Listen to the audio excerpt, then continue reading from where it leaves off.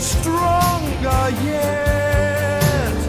And though you turn from me to glance behind,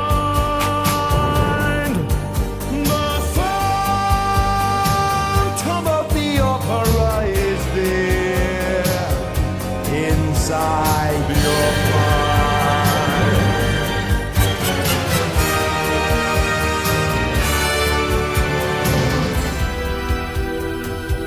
Those who have seen your face draw back in fear.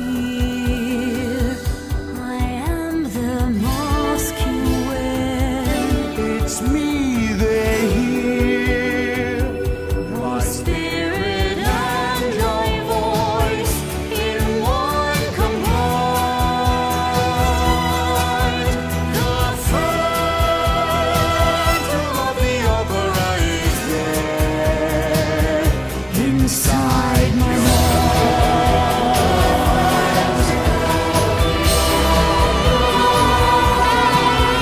Is there the phantom of the opera?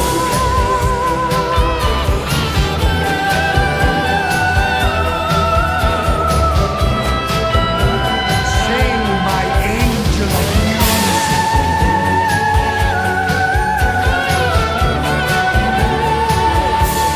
Sing, my angel. Sing for me.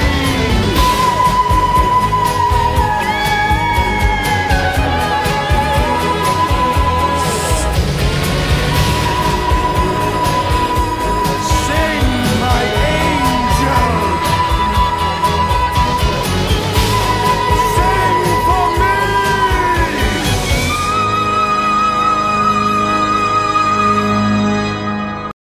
Suddenly the dressing room of La Sorelli, one of the principal dancers, was invaded by half a dozen young ladies of the ballet, who had come up from the stage after dancing Polietta. They rushed in amid great confusion, some giving vent to forced and unnatural laughter, others to cries of terror. Sorelli, who wished to be alone for a moment to run through the speech which she was to make to the resigning managers, looked around angrily at the mad and tumultuous crowd.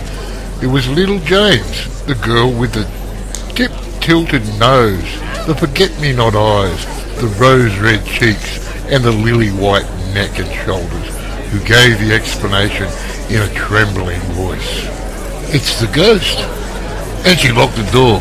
Sorelli's dressing room was fitted up with official, commonplace elegance. A pier, glass, a sofa, a dressing table, and a cupboard or two provided the necessary furniture. On the walls hung a few engravings, relics of the mother, who had known the glories of the old opera in the Rue of Pelletia, portraits of Vestri, Gardel, Dupont, Bigottini.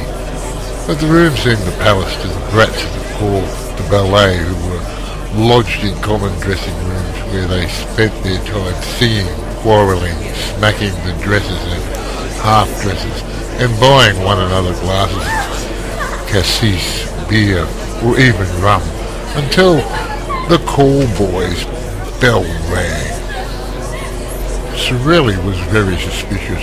She shuddered when she heard little James speak of the ghost, called her a silly little fool, and then, as she was first to believe in ghosts in general, and the opera ghost in particular, at once asked for details. "Have you seen him?" "As plainly as I see you now," said little James, whose legs were giving way beneath her, and she dropped with a moan onto a chair. Thereupon little Gurry, the girl with eyes black as shoes, hair black as ink, a swarthy complexion, and a poor little skin stretched over poor little bones, little Gurry added, "If it's the ghost, he's very ugly." "Oh yes," cried the chorus of ballet girls. They all began to talk together. The ghost had appeared to them in the shape of a gentleman in dressed clothes, who had suddenly stood before them in the passage, without their knowing where he came from. He seemed to have come straight through the wall. "Pooh," said one of them, who had more or less kept ahead. "You see the ghosts everywhere." And it was true. For several months there had been nothing discussed at the opera but this ghost in dress clothes who stalked about the building from top to bottom like a shadow who spoke to nobody, to whom nobody dared speak, and who vanished as soon as he was seen, no one knowing how or where. As became a real ghost, he made no noise in walking. People began by laughing and making fun of this spectre, dressed like a man of fashion or an undertaker. But the ghost legend soon swelled to enormous proportions among the corps de ballet. All the girls pretended to have met this supernatural being more or less often, and those who laughed the loudest were not the most at ease. When he did not show himself, he betrayed his presence or his passing by accident, comic or serious, for which the general superstition held him responsible. Had anyone met with a fall, or suffered a practical joke at the hands of one of their other girls, or lost a powder puff, it was at once the fault of the ghost of the opera. After all, who had seen him? You meet so many men in dress clothes at the opera who are not ghosts. This dress suit had a peculiarity of its own. It covered a skeleton, at least so the ballet girls said, and of course it had a death's head. Was all this serious? The truth is that the idea of the skeleton came from the description of the ghost given by Joseph Bouquet, the chief scene shifter, who had really seen the ghost. He had run up against the ghost on the little staircase by the footlights which leads to the cellars.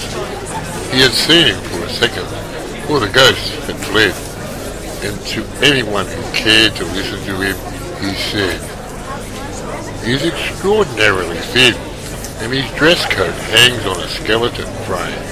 His eyes are so deep that you can hardly see the mixed pupils. You just see two big black holes, as in a dead man's skull.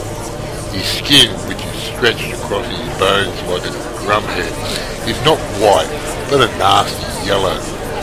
His nose is so little worth talking about that you can't see its side face, and the absence of that nose is a horrible thing to look at.